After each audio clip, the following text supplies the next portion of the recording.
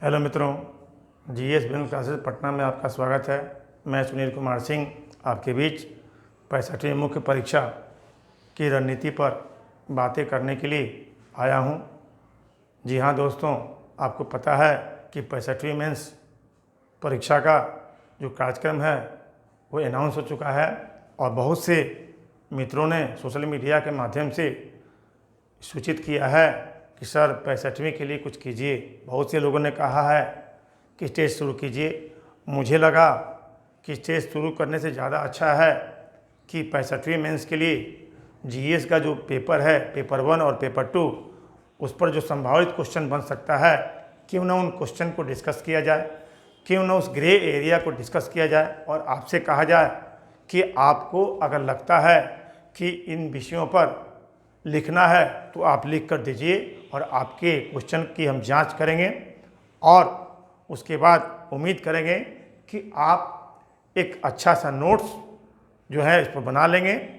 और सबसे ज़्यादा ज़रूरी है कि जो भी आपको संभावित क्वेश्चन लगे जो आपके सामने स्क्रीन पर दिखाई पड़ रहा है, उस पर कम से कम 5 से 7 बार लिखने का प्रयास करें। हाँ मित्रों, मेंस की परीक्षा में सबसे ज़्यादा फोकस होना चाहिए राइटिंग स्किल पर। और इसके लिए क्या चाहिए कि आप मित्र मंडली बना लीजिए, दोस्तों के बीच जाकर टाइम मैनेज करके क्वेश्चन लिखना शुरू कीजिए और देखिए कि निर्धारित समय सीमा के भीतर हम क्वेश्चन लिख पाते हैं कि नहीं। और मेंस परीक्षा का सबसे जो मजबूत पक्ष ये है कि इसके लिए एक निश्चित सिलेबस है और इसी सिलेबस के अराउंड में क्वेश्चन पूछे जाते हैं। दूसरी बात है कि बीपीएससी में बहुत से क्वेश्चन ऐसे होते हैं जो रिपीटेड होते हैं, तो इसका मतलब कि अगर बीपीएससी के साथ साथ यूपीपीसीएस, एमपीपीसीएस या अन्य स्टेट पीसीएस का क्वेश्चन को हम राइटिंग कर लें, स्किल राइटिंग कर लें, तो हम समझते हैं कि 70% जो है हमारी तैयारी पूरी हो जाएगी। इसलिए हम लोग कोशिश करेंगे कि इस वीडियो के माध्यम से आपको अधिक से अधिक लाभ हो। मित्रों, बहुत कम समय है और काम ज़्यादा है और सबसे ज़रूरी है कि क्या पढ़ना है, उससे ज़्यादा ज़रूरी है क्या नहीं पढ़ना है। और आपके लिए, आपके हित में बिहार, यूपी, झारखंड, उत्तर प्रदेश के जो छात्र हैं जो 65वीं मेंस का एग्ज़ाम दे रहे हैं, उनके हित में जीएस बिजनेस क्लासेस पटना ने फैसला किया है कि जीएस में पेपर 1 और पेपर 2 के जो संभावित क्वेश्चन हो सकते हैं उस पर जो है फोकस किया जाए। जी हाँ मित्रों, मैं बता दूं कि आपने पीटी पास किया है। पीटी पास करने का ये मतलब नहीं हुआ कि आप मुख्य परीक्षा पास कर गए। पीटी पास करने का मतलब है कि आप मुख्य परीक्षा के देने लायक हैं। और आपको मुख्य परीक्षा में, जैसा कि आपको मालूम है कि सबको सिलेबस मालूम है, 2 पेपर जीएस का है, जीएस पेपर 1, पेपर 2, प्रत्येक पेपर जो है 300 का है, 600 का जीएस है, 300 का ऑप्शनल है और 100 नंबर का हिंदी है। लेकिन मैं बता दूं कि हिंदी का मार्क्स जो है नहीं ऐड होता है, हिंदी सिर्फ क्वालिफाइंग है, तो आपका मेरिट बनता है 900 पर। और 900 में आपकी कोशिश होनी चाहिए, क्या कोशिश होनी चाहिए कि 550 प्लस, यानी 500 से अधिक नंबर लाना आपके लिए ज़रूरी है ताकि आप इंटरव्यू के लिए सेलेक्ट हो सकें। और हम यहाँ पर कम समय में उस रणनीति पर बात करेंगे जिसके जरिए आप 540 या 550 मार्क्स आसानी से ला सकते हैं। इसके लिए हमने एक श्रृंखला शुरू की है, 2 वीडियो होगा, वीडियो वॉल्यूम 1, वॉल्यूम 2। आज हम उसी कड़ी में पहला वीडियो तैयार कर रहे हैं। हम उम्मीद करते हैं कि इस वीडियो के माध्यम से 65वीं मुख्य परीक्षा देने वाले जितने भी मेधावी छात्र हैं, छात्रा हैं, उनको लाभ होगा। और इसके बाद अगर आपका कोई डाउट होगा तो हम कोशिश करेंगे कि जो भी मैंने क्वेश्चन का सीरीज तैयार किया है उस पर एक सुंदर आपका कैसे नोट्स बने, नोट्स लिखने की स्ट्रेटेजी क्या होनी चाहिए, इस पर भी हम बात करेंगे। आज हम चर्चा करेंगे कि ग्रे एरिया क्या है, कौन कौन से टॉपिक्स महत्वपूर्ण हैं, आज हम लोग चर्चा करेंगे। जीएस पेपर 1 में आपको मैं बता दूं कि 900 में 550 नंबर लाना है। उसके बाद मैं बता दूं कि इंटरव्यू 120 नंबर का है, यानी फाइनल सिलेक्शन के लिए 900 प्लस 120 यानी 120 नंबर पर आपका फाइनल सिलेक्शन होगा। इसलिए आप मेंस में अधिक से अधिक अंक लाने की कोशिश करें। और सबसे ज़रूरी है कि आप जो है अधिक से अधिक लिखने का प्रयास करें। और आपको कहीं कोई डाउट हो तो सोशल मीडिया के माध्यम से हमसे संपर्क कर सकते हैं। आपको अगर लगता है कि इस पर हम कुछ लिख सकते हैं तो लिख कर आप डालिए, हम लोग देखेंगे, चेक करेंगे और कहीं बताएंगे। तो चलिए हम लोग चर्चा करते हैं, चर्चा की शुरुआत करते हैं जीएस पेपर 1 से। जैसा कि आप जानते हैं जीएस पेपर 1 में 3 सेक्शन है। पहला सेक्शन इतिहास है, दूसरा सेक्शन जो है राष्ट्रीय अंतर्राष्ट्रीय घटनाक्रम है, तीसरा सेक्शन डीआई है। मैं बता दूं कि पहले सेक्शन में सेक्शन 1 में 6 क्वेश्चन से 3 क्वेश्चन लेना है। सेक्शन 2 में भी 6 क्वेश्चन होंगे, उसमें 3 क्वेश्चन के जवाब देना है। सेक्शन 3 में आपको 2 क्वेश्चन का जवाब देना है, यानी कुल मिलाकर 3 3 6 और 2 8 क्वेश्चन का जवाब देना होगा। तो सबसे पहले हम लोग चर्चा करेंगे कि जीएस पेपर 1 में सेक्शन 1 जो है वो क्या है। तो सेक्शन 1 जो है इतिहास है, और इतिहास में कौन कौन से महत्वपूर्ण टॉपिक्स आपके लिए जरूरी हैं, इस पर हम चर्चा करना चाहेंगे। हालांकि इतिहास मेरा विषय नहीं रहा है, फिर भी मैं उस एरिया को, उस ग्रे एरिया को, जिस एरिया पर आप जो है फोकस कर सकते हैं, जिससे संभावित क्वेश्चन बन सकते हैं, उसकी चर्चा मैं करना चाहूँगा।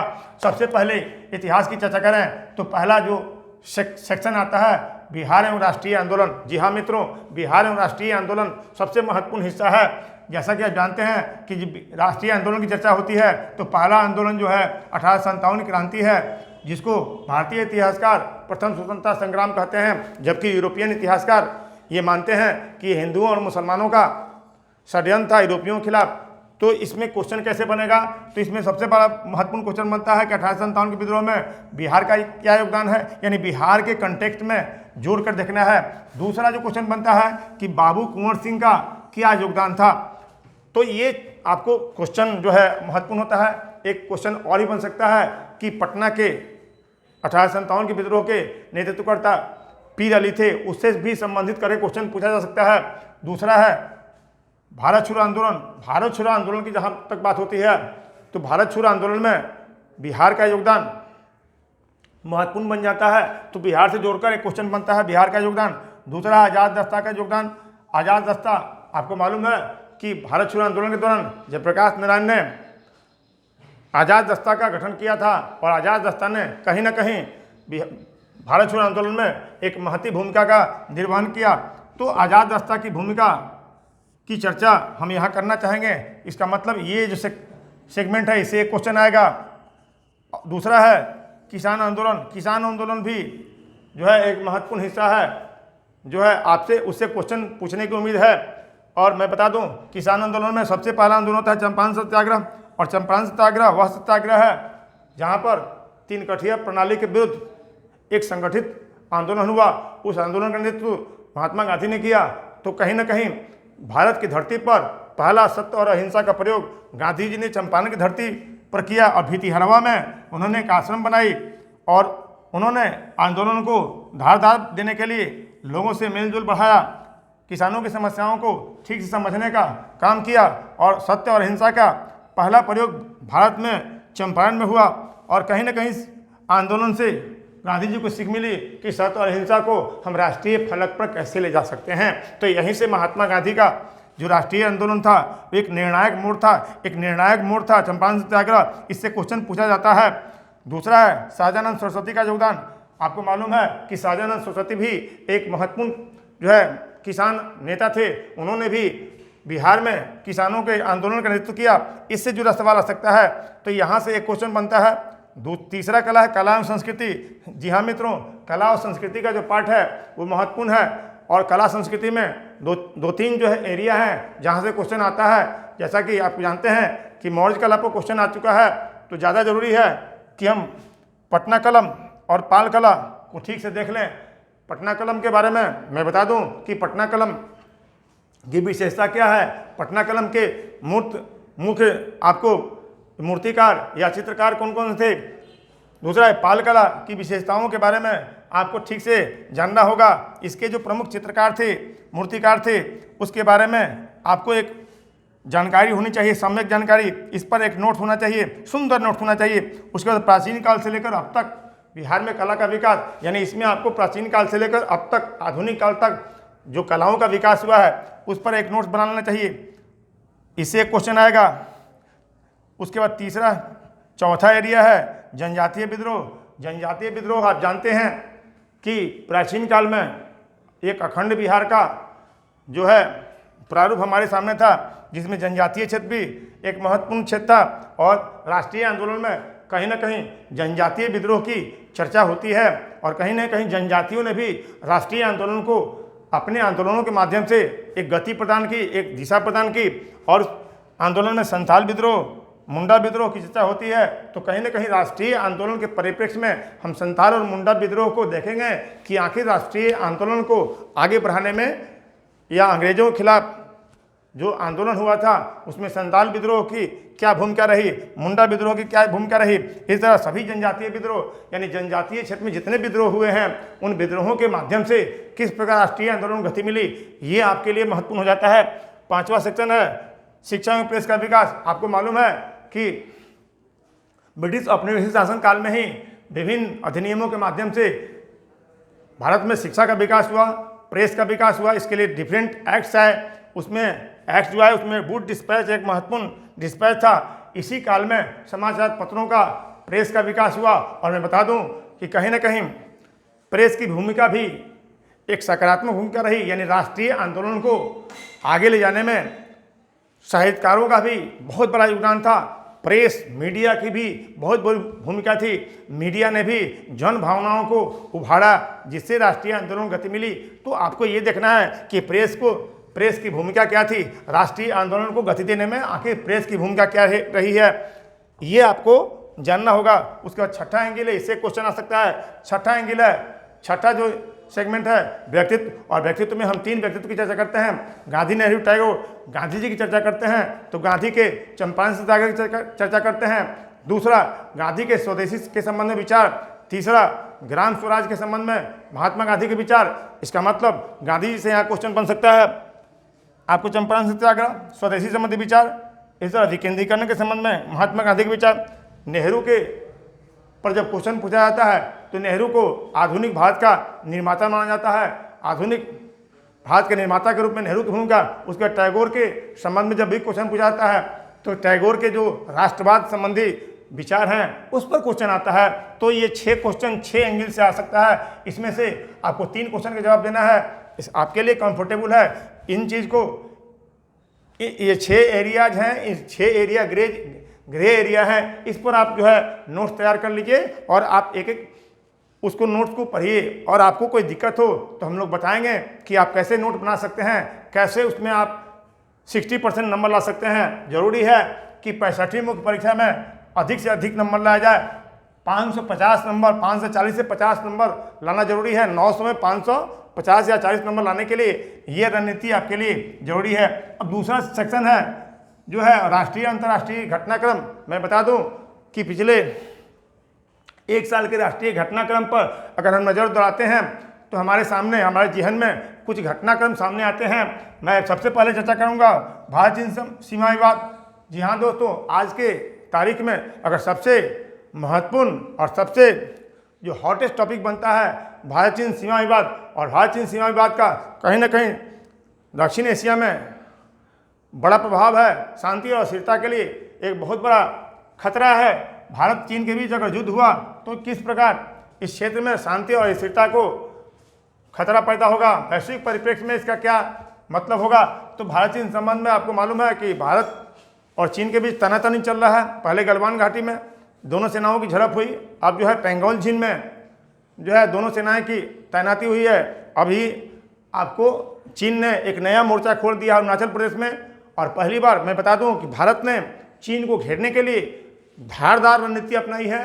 कूटनीतिक, आर्थिक, राजनयिक और सैन्य हर मोर्चे पर चीन को मुंह तोड़ जवाब दिया जा रहा है। इसकी चर्चा हम लोग बाद में करेंगे, लेकिन आज मैं बता दूं कि भारत चीन सीमा विवाद 65वीं मेंस के लिए एक महत्वपूर्ण इशू है, जिस पर आपको एक नोट्स बना लेना चाहिए और इसको ठीक से देख लेना चाहिए। दूसरा है भारत नेपाल संबंध। जी हाँ दोस्तों, जिस प्रकार भारत और चीन का संबंध तनातनी के दौर में चल रहा है, ठीक उसी तरह से भारत और नेपाल का संबंध भी बहुत मधुर नहीं है।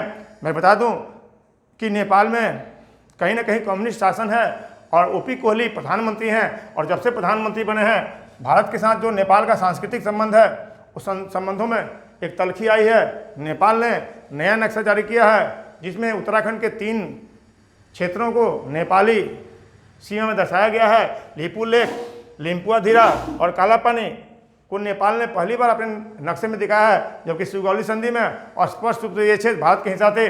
और मैं बता दूं कि भारत और नेपाल के बीच मैत्री संधि है, सांस्कृतिक संबंध है, बेटी रोटी का संबंध है। आखिर तनाव कहाँ है और वर्तमान परिप्रेक्ष्य में इस तनाव को आप किस रूप में देखते हैं, इसको देखना होगा। तीसरा जो ग्रे एरिया है, भारत पाकिस्तान संबंध। हाँ जी हाँ दोस्तों, अभी आज ही मैंने पेपर में पढ़ा है कि पाकिस्तान ने भी एक विवादित नक्शा जारी किया है और विवादित नक्शा जारी करके कहीं ना कहीं संबंधों को तनावपूर्ण बनाने में जो है अहम योगदान दिया है। मैं बता दूं कि भारत और पाकिस्तान का संबंध काफ़ी तल्ख है और भारत ने स्पष्ट कर दिया है कि जब तक पाकिस्तान सीमा पार से आतंकवाद को बढ़ावा देगा, भारत उसके साथ कोई वार्ता नहीं करेगा। नो कॉन्फिडेंस बिल्डिंग मेजर, कोई विश्वास बहाली के लिए जो है प्रयास नहीं किया जाएगा। कोई भी सांस्कृतिक संबंध जो है या रोड कनेक्टिविटी, एयर कनेक्टिविटी, सब कुछ बंद रहेगा जब तक पाकिस्तान बंद नहीं करेगा। और मैं बता दूं कि अनुच्छेद 370 को जब से हटाया गया है, 35A को जब से हटाया गया है, पाकिस्तान बौखलाया है और कहीं ना कहीं पाकिस्तान चीन के इशारे पर काम कर रहा है। नेपाल भी चीन के इशारे पर काम कर रहा है। तो भारत को 3 मोर्चों पर काम करना है। नेपाल के साथ अपने सांस्कृतिक संबंधों को ठीक करना है, पाकिस्तान को भी सबक सिखाना है, लेकिन चीन को भी घेरना है। तो ये भारत की चुनौती जो है बहुत महत्वपूर्ण है। लेकिन इस काम में भारत का समर्थन अंतर्राष्ट्रीय स्तर पर मिल रहा है। ताइवान का समर्थन मिला है, जापान का समर्थन मिला है, अमेरिका का समर्थन मिला है, रूस का समर्थन मिला है, आपको संयुक्त अरब अमीरात का समर्थन मिला है। कुछ देश हैं जो भारत के साथ खुलकर हैं और कहीं ना कहीं वैश्विक स्तर पर भी भारतीय नेतृत्व ने सक्षम कूटनीति का परिचय दिया है, जिसके कारण कहीं ना कहीं चीन घिरा हुआ महसूस कर रहा है। चीन को आर्थिक मोर्चे पर भी भारत ने करारा जवाब दिया है। भारत ने आत्मनिर्भर भारत का अभियान शुरू करके चीनी कंपनियों को, चीनी ऐप्स को बैन किया है। इससे चीन को बौखलाहट है। चलिए हम लोग फिर चर्चा करते हैं। चौथा, भारत चीन अमेरिका व्यापार युद्ध। मैं बता दूं कि चीन और अमेरिका के बीच सीधे सीधे व्यापार युद्ध शुरू हो गया है। चीन और अमेरिका ने एंटी डंपिंग शुल्क लगा दिया है एक दूसरे के वस्तुओं पर। इसके कारण भी वैश्विक जो है स्तर पर तनाव बढ़ा है और इसका कहीं ना कहीं वैश्विक आयाम है। इसमें WTO की भूमिका क्या है, इसकी प्रासंगिकता क्या है, इस पर जो है आपको चर्चा करनी होगी। आपको इस व्यापार युद्ध में WTO की प्रासंगिकता है या नहीं, इसको भी देखना है। उसके बाद 5वां है अमेरिका ईरान संबंध। आपको मालूम है कि अमेरिका ने ईरान पर सैंक्शन लगा दिए हैं और ईरान को जो है ईरान पर यह आरोप लगाया है कि ईरान जो है चोरी छिपे परमाणु का जो है प्रसार कर रहा है। इसको लेकर अमेरिका ने ईरान पर सैंक्शन लगा दिए हैं और ईरान और अमेरिका का संबंध काफ़ी तल्ख है। तो ये भी वैश्विक शांति के लिए ये ठीक नहीं है। उसके बाद भारत शंघाई सहयोग संगठन।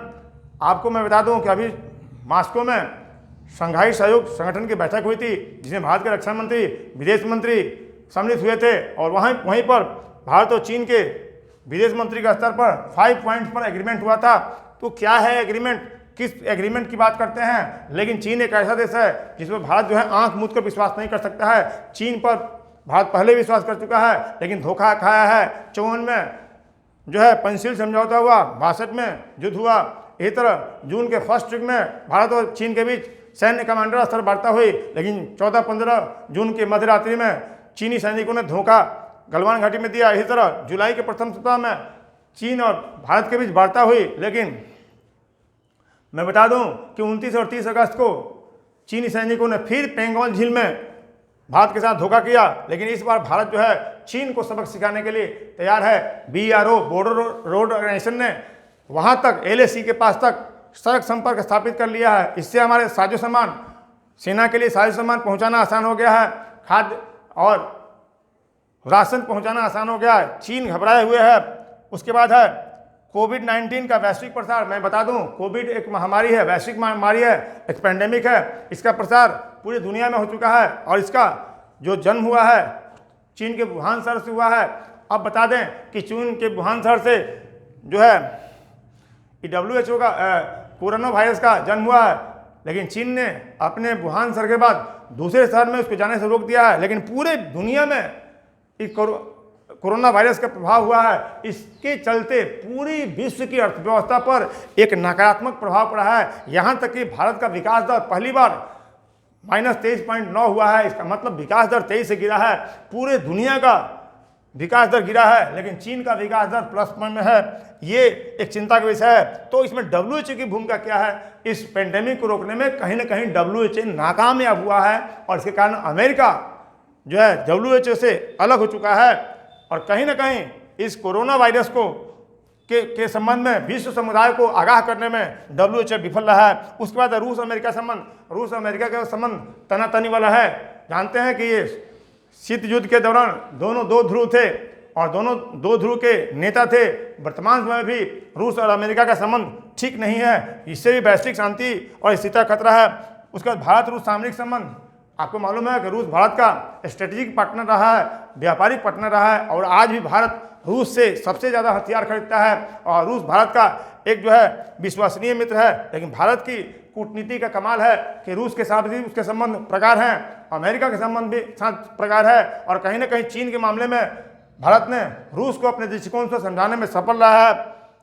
उसके बाद है संयुक्त राष्ट्र सुरक्षा परिषद का विस्तार। जी हाँ दोस्तों, सुरक्षा परिषद के विस्तार या लोकतांत्रिकरण की बात बार बार होती है। तो वर्तमान जो सुरक्षा परिषद का ढांचा है, उसमें 5 परमानेंट मेंबर हैं सुरक्षा परिषद के। ये 5 परमानेंट मेंबर हैं, इनको वीटो पावर है। वर्तमान परिप्रेक्ष्य में अगर सुरक्षा परिषद की चर्चा की जाती है तो सुरक्षा परिषद में विस्तार निश्चित रूप से होना चाहिए। इसमें एशिया, अफ्रीका और लैटिन अमेरिका के देशों को शामिल करके इसका लोकतांत्रिकरण किया जाना चाहिए, क्योंकि चुनौतियां बढ़ गई हैं और वैश्विक जो है परिस्थितियां बदल गई है। इसलिए सुरक्षा परिषद को नए सिरे से देखना होगा। उसके बाद भारत आसियान संबंध, मैं बता दूं कि भारत आसियान के बीच जो है व्यापारिक संबंध बढ़ा है। आसियान का भारत सदस्य नहीं है, लेकिन भारत और आसियान के साथ व्यापारिक मेलजोल अधिक बढ़ा है, सांस्कृतिक मेलजोल अधिक बढ़ा है। और मैं बता दूं कि वर्तमान मोदी सरकार एक्ट ईस्ट पॉलिसी को लुक ईस्ट पॉलिसी को एक्ट ईस्ट पॉलिसी में बदल दिया है। यानी चीन पर से निर्भरता कम करने के लिए भारत ने आसियान देशों के साथ अपने व्यापारिक संबंध, सांस्कृतिक संबंध को बढ़ावा दिया है। तो ये कुछ एरिया हैं जहां से आप क्वेश्चन ले सकते हैं, इस पर आप क्वेश्चन बना सकते हैं और इसको लिखने का प्रयास करें। अब तीसरा जो सेक्शन है वो जो है DI है, और DI जो है डाटा इंटरप्रिटेशन है। इसमें स्टैटिस्टिक्स का क्वेश्चन आता है। तो इस पर मेरी जहाँ तक समझ है कि आप जो है कोई अच्छा सा किताब ले लीजिए DI का, और सबसे पहले ज़रूरी है कि आप बेसिक मैथ को, कॉन्सेप्ट को क्लियर कर लीजिए। आपका जो बेसिक जब क्लियर हो जाएगा तो डाटा इंटरप्रिटेशन, खासकर सांख्यिकी में आंकड़ों का विश्लेषण करना होता है, और आंकड़ों के विश्लेषण से संबंधित सवाल आ सकते हैं। इस पर हम लोग चर्चा बाद में करेंगे। इसके बाद हम लोग चर्चा करेंगे पेपर 2 की। और मैं बता दूं कि स्टैटिस्टिक्स में सबसे बड़ा फायदा है कि इसमें पूरा का पूरा मार्क्स मिलता है। अगर 2 क्वेश्चन सही हो जाते हैं तो आपको पूरा नंबर मिलेगा। ये इसका प्लस पॉइंट है। इसलिए कोशिश कीजिए कि स्टैटिस्टिक्स के दोनों क्वेश्चन जो है आपके सही हो जाएं। अब GS पेपर 2 की बात करें तो GS पेपर 2 में भी 3 सेक्शन है। इसमें पहला सेक्शन है राज्य व्यवस्था, दूसरा सेक्शन है अर्थव्यवस्था और भूगोल, और तीसरा सेक्शन है साइंस एंड टेक। आज हम लोग GS पेपर 1 में सिर्फ और सिर्फ राज्य व्यवस्था की चर्चा करेंगे।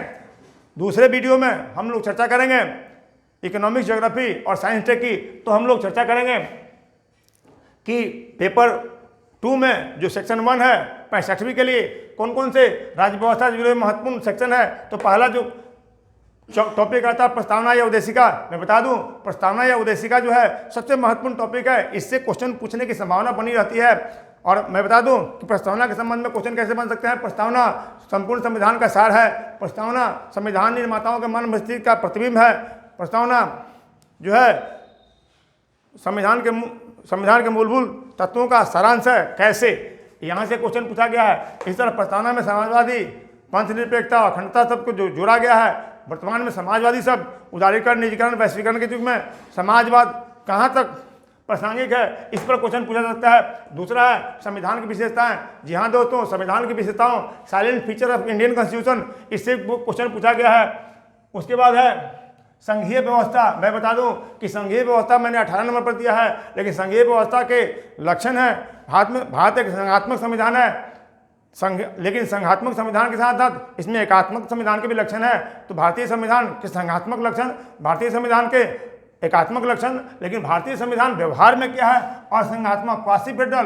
तो इसके बारे में मैं बता दूं कि संघात्मक लक्षण, एकात्मक लक्षण और क्वासी फेडरल और संघात्मक, केसी वियर ने कहा है कि इट इज क्वासी फेडरल। तो इससे क्वेश्चन आने की संभावना है। तीसरा है मौलिक अधिकार, फंडामेंटल राइट्स। मौलिक अधिकार सबसे महत्वपूर्ण है। मौलिक अधिकार क्या है, मौलिक अधिकार का प्रकार क्या है, इसका प्रभाव क्या है, इसकी प्रासंगिकता क्या है। अनुच्छेद 21 के संदर्भ में क्वेश्चन पूछा गया है प्रीवियस बीपीएससी में, और 21 के संबंध में सुप्रीम कोर्ट का वर्डिक्ट क्या है। 21 जो है गरिमा के साथ जीवन जीने का अधिकार प्रदान करता है, और गरिमा के साथ जीवन जीने के अधिकार में क्या क्या अधिकार है, इसके समय सुप्रीम कोर्ट की क्या व्याख्या है, उसको आप देखना होगा। इसी तरह सुप्रीम कोर्ट ने निजता के अधिकार, राइट टू प्राइवेसी को मूल अधिकार के रूप में स्थापित किया है। हालांकि मूल अधिकार के रूप में ये संविधान में नहीं है, लेकिन सुप्रीम कोर्ट ने 2017 में निजता के अधिकार को स्थापित किया है और कहा है कि अनुच्छेद 21 और भाग 3 में वर्णित व्यक्तिगत स्वतंत्रता के हिस्सा है। इसी तरह 6 से 14 वर्ष के बच्चों के लिए शिक्षा का अधिकार एक मूलभूत अधिकार है। ये भी आपके लिए महत्वपूर्ण बन जाता है। इसके लिए आरटीई एक्ट 2009 में बना और 1 अप्रैल 2010 से शिक्षा का अधिकार मौलिक अधिकार के रूप में लागू है। चौथा है राज्य के नीति तत्व। राज्य के नीति तत्व जो एक महत्वपूर्ण है। आज मैं बता दूं कि इससे क्वेश्चन पाने की संभावना बनी जाती है। राज्य के नीति तत्वों में सबसे महत्वपूर्ण है कि इन तत्वों को क्रियान्वित करने के लिए केंद्र और राज्य की योजनाएं क्या है और कहां तक क्रियान्वयन हुआ है। उसके बाद इसमें एक क्वेश्चन बनता है समान नागरिक संहिता। समान नागरिक संहिता एक क्वेश्चन बनता है, समान नागरिक संहिता, यूनिफॉर्म सिविल कोड। जी हाँ दोस्तों, यूनिफॉर्म सिविल कोड, समान नागरिक संहिता। क्या भारत जो है वर्तमान में समान नागरिक संहिता की तरफ जा रहा है? क्या वर्तमान में 3 तलाक को जब सुप्रीम कोर्ट ने गैर संवैधानिक करार दिया है, असंवैधानिक करार दिया है, तो क्या भारत को माना जाए कि वो समान नागरिक संहिता की तरफ जा रहा है? और इस पर भी एक क्वेश्चन आ सकता है। आपको मालूम है कि 2017 में सुप्रीम कोर्ट ने 9 जजों की संविधान पीठ ने बहुमत के फैसले से यह कह दिया कि 3 तलाक के बिदअत असंवैधानिक है, और इस पर सरकार को आदेश दिया कि वो 6 महीने के भीतर 3 तलाक के बिदअत को आपराधिक बनाने के लिए कानून बनाए। और आज की तारीख में 3 तलाक पर कानून बन चुका है। ये 3 तलाक के बिदअत को सुप्रीम कोर्ट ने क्रैश कर दिया है। तो समान नागरिक संहिता, यूनिफॉर्म सिविल कोड एक महत्वपूर्ण हिस्सा रहा है। इसके बाद राष्ट्रपति और राज्यपाल। राज्यपाल पर बहुत क्वेश्चन पूछे गए हैं, लेकिन राष्ट्रपति पर क्वेश्चन कम पूछे गए हैं। इस बीपीएससी एग्जाम में हो सकता है कि राष्ट्रपति पर क्वेश्चन आए। एक क्वेश्चन बनता है राष्ट्रपति के चुनाव, पहला क्वेश्चन बनता है राष्ट्रपति के चुनाव की प्रक्रिया, जो प्रक्रिया है इस पर क्वेश्चन पूछा जाता है। दूसरा है राष्ट्रपति की शक्ति और कार्य। तीसरा है कि क्या भारत का राष्ट्रपति मात्र रबर स्टाम्प है या एक सक्रिय और रचनात्मक भूमिका का निर्वहन कर सकता है। इस पर भी आपको एक सुंदर सा नोट्स बना लेना होगा। राज्यपाल पर फिर सवाल पूछे जा सकते हैं। ऐसा नहीं है कि राज्यपाल पर क्वेश्चन पूछा गया तो राज्यपाल पर क्वेश्चन नहीं आएगा। बीपीएससी क्वेश्चन रिपीट भी करता है, कि राज्यपाल को भी देख लीजिएगा। और हाल ही में राजस्थान में जो संवैधानिक संकट उत्पन्न हुआ था, उसमें राज्यपाल की भूमिका को लेकर वहाँ के मुख्यमंत्री अशोक गहलोत जो है लगातार सवाल खड़ा कर रहे थे। तो राज्यपाल के संबंध में सरकारी आयोग ने क्या कहा है, पूंछी आयोग ने क्या कहा है, राज्यपालों के पद पर किसकी नियुक्ति होनी चाहिए, राज्यपाल के पद पर राजनीति में सक्रिय व्यक्तियों की नियुक्ति नहीं होनी चाहिए। क्या केंद्र सरकार ने इस बात को माना है कि या राज्यपाल जो है सिर्फ और सिर्फ केंद्र के इशारे पर काम करता है, इसको देखना होगा। उस पर न्यायपालिका में आपको न्यायिक सक्रियता, इससे क्वेश्चन पूछा जा चुका है। न्यायिक सक्रियता, जुडिशियल एक्टिविज्म एक महत्वपूर्ण है। उसके बाद न्यायिक पुनर्विलोकन, जुडिशियल रिव्यू, इससे क्वेश्चन आ सकता है। और आपको पता है कि भारत में सर्वोच्च न्यायालय, उच्च न्यायालय को न्यायिक पुनर्विलोकन या न्यायिक पुनरीक्षण का अधिकार है। और न्यायिक पुनर्विलोकन के संबंध में को लेकर कार्यपालिका और न्यायपालिका में किस प्रकार टकराव हुआ है, टकराव की स्थिति है, इससे भी आप क्वेश्चन तैयार करेंगे। और निश्चित रूप से कार्यपालिका और न्यायपालिका के बीच एक टकराव का विषय बन गया है। और एक बार स्वर्गीय अरुण जेटली ने कहा था कि न्यायपालिका हर मामले में हस्तक्षेप कर रही है और हर चीज़ को न्यायिक कसौटी पर कस रही है। इससे जो है कार्यपालिका के क्षेत्र में, कार्यपालिका काम में हस्तक्षेप हुआ है। तो न्यायिक पुनर्विलोकन जो है एक महत्वपूर्ण ग्रे एरिया है।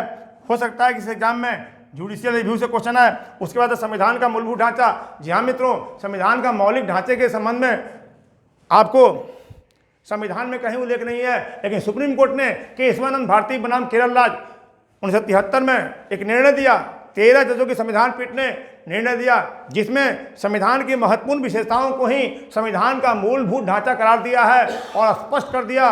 उस निर्णय में केशवानंद भारती बनाम खेलराज मामले में सुप्रीम कोर्ट ने स्पष्ट कर दिया कि संसद को संविधान में संशोधन करने का अधिकार है, लेकिन संविधान के मूलभूत ढांचे में संशोधन करने का अधिकार नहीं है। तो अब यहाँ पर आपको देखना है कि आखिर संविधान का मूलभूत ढांचा क्या है, what is the basic structure of constitution.